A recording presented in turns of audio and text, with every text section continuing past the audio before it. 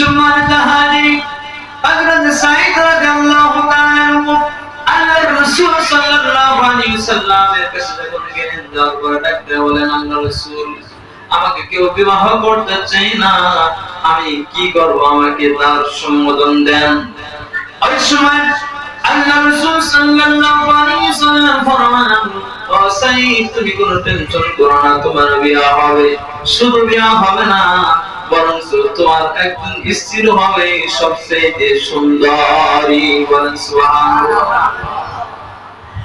ওই সময়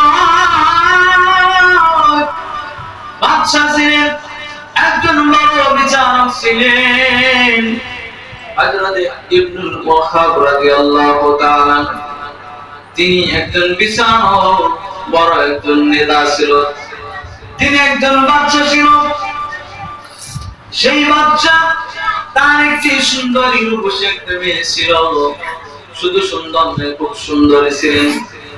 হযরত মুহাম্মদ সাল্লাল্লাহু আলাইহি ওয়াসাল্লাম ডাকতে বলেন, ও সাঈদ, তুমি যাইয়া তোমার বিবাহের প্রস্তাব দাও ওয়াহাবকে। হযরত সাঈদ রাদিয়াল্লাহু তাআলা বলেন, আমি জানি কারো, আমাকে কেউ বিবাহ করতে চায় না।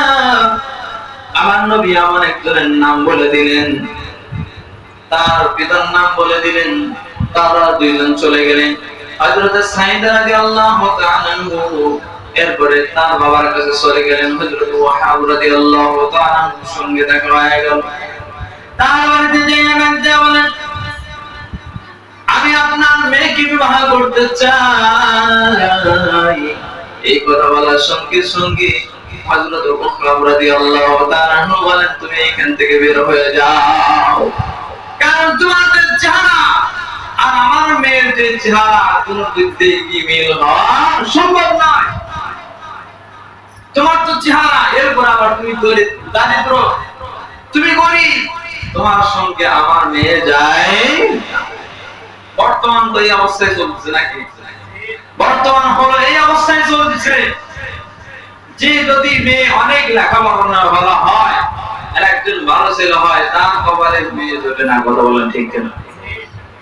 সম্মানিত হাজিরিন, এরপরে যখন হযরত সাঈদ রাদিয়াল্লাহু তাআলা তিনি বাড়ি থেকে যখন বের হয়ে আসতেছেন, ওই সময় হযরত ওয়াহাব রাদিয়াল্লাহু তাআলা মেয়ে কান পেতে শুনেছিলেন। ডাক দিয়ে বলেন, আবু সাঈদ, আপনি দাঁড়ান, কোথায় যান, আমাকে নিয়ে যান। এই কথা যখন বললেন, ওয়াহাব বলে, তোমার মাথা কি ঠিক আছে? মেয়েকে ধমক দিয়ে বলে, বাবা তুমি জানো না এই পাত্রকে কে পাঠাইছে? আপনি কি জানেন? বলে, কে পাঠাইছে শুনি। তখন বলে, হযরত মুহাম্মদ সাল্লাল্লাহু আলাইহি সাল্লাম পাঠাইছে। অতএব আমার সম্মত, আমার সম্মতি দেই, আপনার তো শোনার প্রয়োজন আছে। বাবা বলে, হ্যাঁ বলো। বলে, তোমার সম্মতি কি বলো। বলে, যে আমাকে প্রস্তাব পাঠাইছে তিনি হলো মুহাম্মদ সাল্লাল্লাহু আলাইহি সাল্লাম, তিনি আমাকে প্রস্তাব পাঠাইছে। অতএব এই পাত্র যদি অনুরাও হয়, নেংরাও হয়, তার যদি হাত না থাকে কিংবা অন্ধ যদি হয়, তবু আমি বাবা এই পাত্রকে বিবাহ করতে চাই। ধরে বলেন সুবহানাল্লাহ। কেমন একজন গার্জিয়ান আমার নবী ছিলেন, কেমন একজন গার্জিয়ান ছিলেন। একটা তো সাহাবী হলো কালো, বিবাহ করা দিল সবচেয়ে সুন্দরী মেয়ে, বড় ধনী। সম্মানিত হাজির, এরপরে যখন বিয়ের কথা ঠিক হয়ে গেল, দিন তারিখ সব ঠিক হয়ে গেল, এরপরে সাহাবী আবার নবীর কাছে আসে, বলেন, ওগো নবীজি, আমি বিবাহ করব, কিন্তু দেনমোহর নাই, আর যে বিবাহ একটু খরচ খরচা আছে, এগুলো নাই। কেমন সাহাবী দেখে, এখানে একটু বন্ধু ঠান্ডা লাগছে। সম্মানিত হাজির, এরপরে এই কথা যখন বললেন, বলার সঙ্গে সঙ্গে আল্লাহ রাসূল সাল্লাল্লাহু আলাইহি সাল্লাম 400 মোহর দিলেন। কয়শত মোহর? 400 মোহর দিলেন। 400 মোহর হযরত সাঈদ রাদিয়াল্লাহু তাআলা যখন দিলেন, তারপর ডাক দিয়ে বলে, 200 দিরহাম দিয়ে তুমি কেনাকাটি করবা, আর 200 দিরহাম দিয়ে তুমি বিবাহের অনেক কিছু আছে খরচা করবা।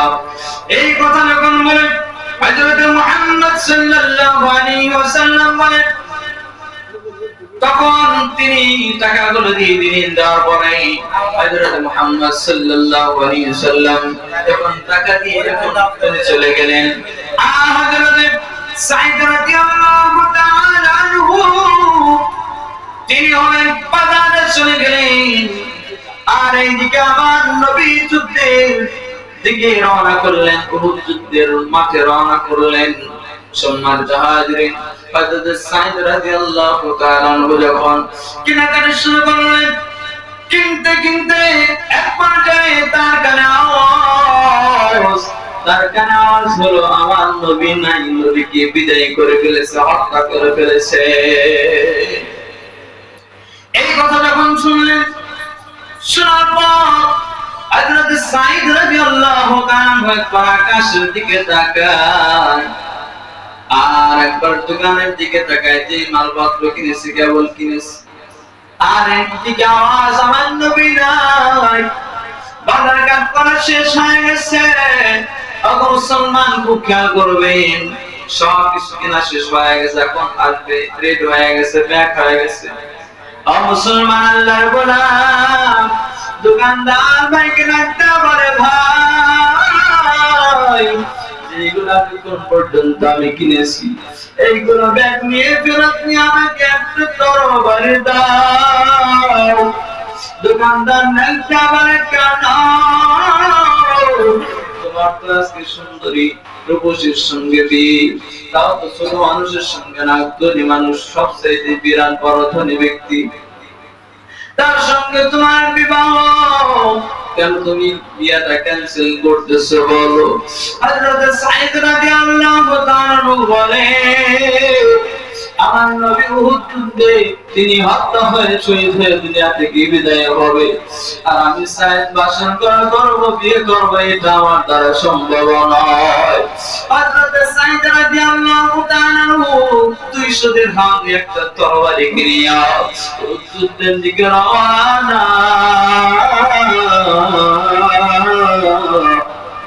এইদিকে যারা যুদ্ধ করতে গেছে, হযরত সাঈদ রাদিয়াল্লাহু তাআলাকে চিনে ফেলবে, এই জন্য তিনি মুখে একটা কালো কাপড় বাঁধিয়া এরপরে উহুদ যুদ্ধের ভিতরে ঢুকে পড়েছেন। কঠিন ভাবে তলোয়ার দিয়ে সব বেঈমানদেরকে হত্যা করে গলা কেটে ফেলছে। এইদিকে নবীরা হত্যা করতে করতে একটু অসুস্থ হয়ে গেছে। ওই সময় নবী ডাক দেয়া কয়, ওই সাহাবীকে, তাকে তো একটু চেনা চেনা লাগে, তার চোখটা চেনা চেনা লাগে। ও সম্মানিত হাজির, খুব খেয়াল করবেন, এইভাবে যখন দেখা শুরু করা যায় সাহাবীকে একটু চেনা চেনা লাগে। কিন্তু মুসলমান আল্লাহর গোলাম হত্যা করতে করতে, বেঈমানদেরকে হত্যা করতে করতে এক পর্যায়ে তার বুকের ভিতরে একটা তীর লেগে যায়, পিছন থেকে একটা তীর লেগে যায়, আর ঘোড়া থেকে হযরত সাঈদ রাদিয়াল্লাহু তাআলা পড়ে যাওয়ার পর তার মুখে যে কালো কাপড় দিয়ে বাঁধা ছিল, ওই বান্ধনটা যখন খুলে যায়, ওই সময় হযরত মুহাম্মদ সাল্লাল্লাহু আলাইহি ওয়াসাল্লাম দেখে কয়, এই তোর বিয়া, আমি তোর বিয়া সঙ্গত দিয়ে আসলাম। হযরত সাঈদ রাদিয়াল্লাহু তাআলা, এ সাঈদ তুই এখানে কেন আসছিস বল?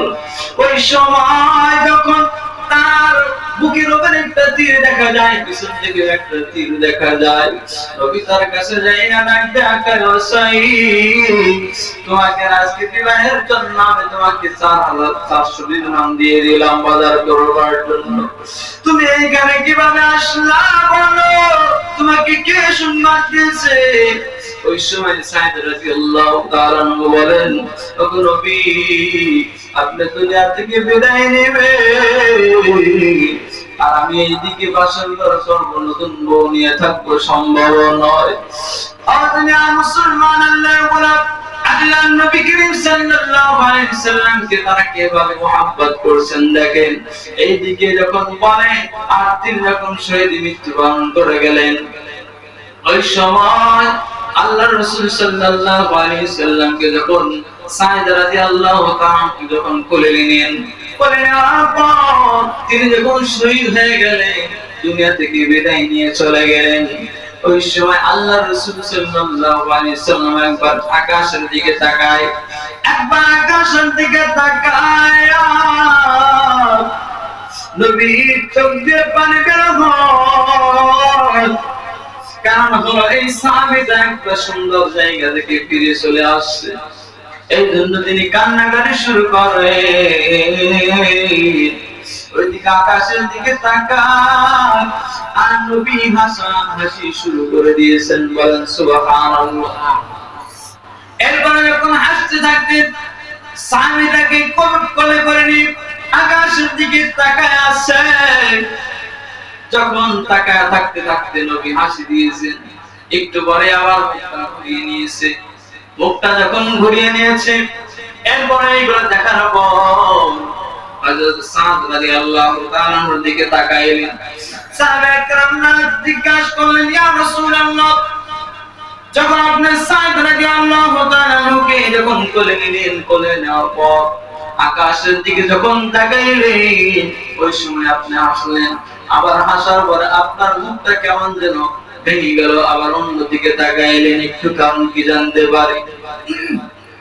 ওই সময় আল্লাহর নবী করিম সাল্লাল্লাহু আলাইহি সাল্লাম ডাক দেয়া বলেন, হযরত সাঈদ রাদিয়াল্লাহু তাআলা দুনিয়া থেকে শহীদি মর্যাদা দান করেছে, বলেন সুবহানাল্লাহ। তার রূহটাকে নেওয়ার জন্য জান্নাতুল ফিরদাউস থেকে হুরগুলো দৌড়ায়া দৌড়ায়া আসছে, কার আগে কে নেবে, কোন হুর কার আগে নেবে। অনেক ফেরেশতাগুলো দৌড়াদৌড়ি করতেছে। এইদিকে যখন জান্নাতের হুরগুলো যখন আসা শুরু করে দৌড়ায়, ওই সময় আমি দেখি আমার মুখ দিয়ে হাসি বের হয়ে গেল। এরপরে যখন দেখতে শুরু করলাম ওইদিকে হুররা যখন দৌড় দেয় তাদের কাপড়গুলো হাঁটুর উপরে উঠে যায়। ওই সময় আমি নবী আমার চেহারাটাকে, আমার চোখটাকে অন্যদিকে নিয়ে দিলাম, আমি লজ্জা পেয়ে যাই। ও মুসলমান, আল্লাহর গোলাম, আল্লাহর রাসূল সাল্লাল্লাহু আলাইহি সাল্লামকে নিজের অন্তর থেকে দিল দিয়ে জান দিয়ে ভালোবাসতেন সাহাবায়ে কেরাম, কথা বলেন ঠিক কিনা?